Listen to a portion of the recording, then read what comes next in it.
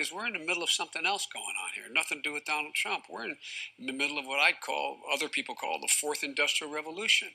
Is there going to be middle class where, Moore's law, the IT, the way we're walking, artificial intelligence? Look what's happened with all the retail jobs that got lost because of Amazon. Now people go to Amazon, and so all across the country, a couple 100,000 people lost their jobs, and people are worried. Truck drivers I talked to are saying, well, they're going to automate trucking. I know, and I'm not going to have a job. But I'm going to. 21st century, we may see the emergence of a new massive class of useless people. People who have absolutely no economic value. To go to zero. That always helps, whether it's long-term capital or whether it's one of these crypto infrastructure companies. I would like to see, and I don't want this to happen, but it always gives you a good bottom when you get a large player over-levered that goes to zero. And that always tends to be the beginning of the rebuilding process. So if you have to sacrifice someone who used too much leverage, and it's always leverage that does this. Somebody's over-levered, positions are complicated, they're not transparent, they're not liquid, and they go to zero. Someone is out there on the brink of zero. That's okay. In fact, I'd argue that's a good thing when we get it. Now, do we get it this week? Do we get it next week? Someone's going to zero. I don't know who, but it'll be great for everybody else that survives because everybody will learn from that. And that's what I like about a washout, an event. And I think we're due for one in crypto land. And I don't know who it's going to be, but I guarantee you 100%, I've seen this movie before, you will learn later that somebody put on a heavily levered position, they got wiped out. And it's good. It's a good thing. No, I mean, everybody has challenges with volatility, but I remind everybody, just go back 17 years to a stock called Amazon. It also corrected 38 to 50% every year for 12 years in a row as people tried to figure out what this new entity was. And so there's always tremendous volatility in new and nascent technologies and new markets. And crypto is a new market. I still predict in 10 or 12 years, it'll be the 12th sector of the S&P. There's just too much productivity opportunity here around payment systems and all kinds of other attributes of these blockchain projects that we just don't yet know what the upside is going to be. And I'd argue this, if you go to any graduating class, particularly now, it's very timely to say this, ask any engineering cohort, you're going to find a third of the engineers go onto the chain. They want to work there. They don't want to work in the other 11 sectors of the economy. They want the opportunity to create something new.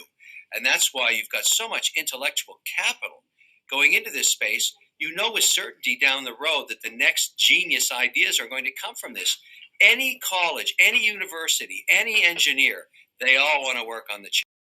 Welcome to the Crypto Teacher. And I come back with that video just to make you think. And the crypto winter is right around the corner. The Purge is about to begin. Red October. Like Kevin O'Leary stated, there's definitely going to be an event that's going to bring down cryptos. Guys, we have over 20,000 cryptos. Also, guys, we know stocks are going to take a beating also.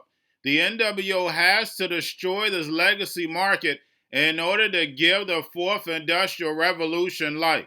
We know the NWO causes the problem. Wait for the reaction and run in with the solution. The Fed printed all this money, 20% of all money in existence, to do what? To build this fourth industrial revolution.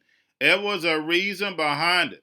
Plus, to destroy the U.S. dollar, the world reserve currency, in order to give China, the digital yuan, the rise, along with blockchain. Blockchain gives them the all CNI, plus it cuts out all the costs. You don't have to worry about paying people. It's where the robots, algorithms, and drones take over the economy, and the sheep go inside of the metaverse. Like Kevin O'Leary said, behavior has changed. People sleep for 8 hours and they want to sit in the house for 8 hours and work. But we know what that behavior changed because they're going to be working in the metaverse. And remember, the crypto teacher told you because he knows when it comes to the New World Order, it's all planned out. You have a wonderful day. What do you think? Well, let me give you some anecdotal data that you'll find very interesting. I've got 10,000 employees across 54 different private companies in every sector in almost every state, 50 to 500 million in sales private.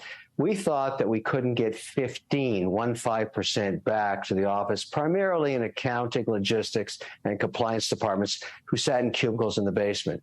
Here we are, 30 months later, 55% did not come back to the office. Over half, 55%.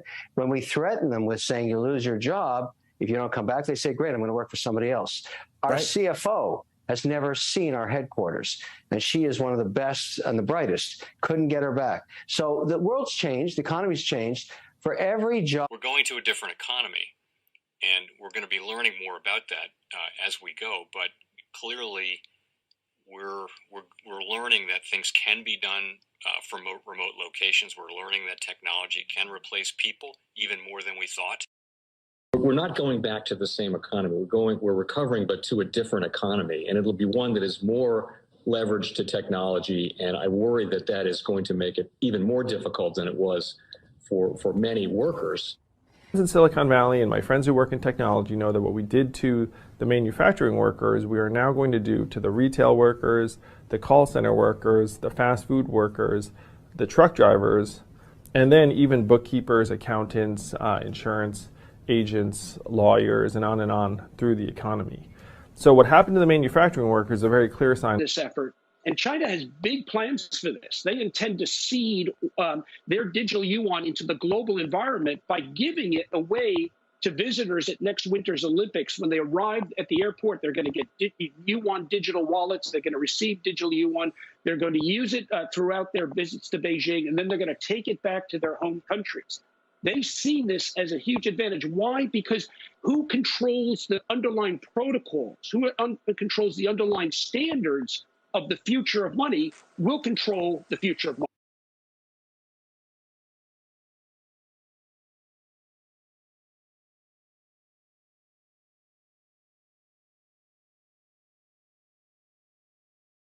Most powerful person in the world is the storyteller.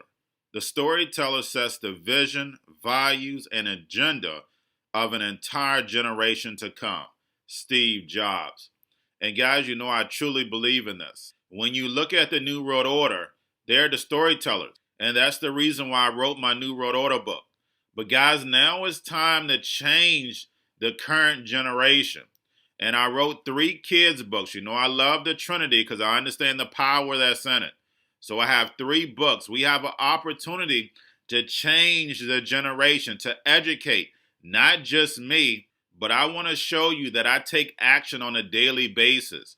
And I want you to take action on a daily basis. Whether it's your job, whether it's in your community, we have an opportunity right now to educate the masses. I posted this on my Twitter account. Please share, but this is a short clip of the 3 books. There's going to be a clothing line and action figures. Please get these books for your kids, nephews, cousins, friends, so therefore we can start the re-education now.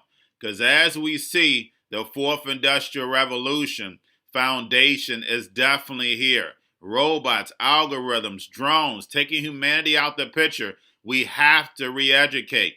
But let's get into the video. Part 1. King Joshua and Drama Team Save the Village. Part 2. King Joshua and Drama Team Save New York from COVID-33. Part 3. King Joshua and Drama Team goes to China. It's mandatory to get part 1, part 2, and part 3 of this series. It's time to re-educate Generation Z.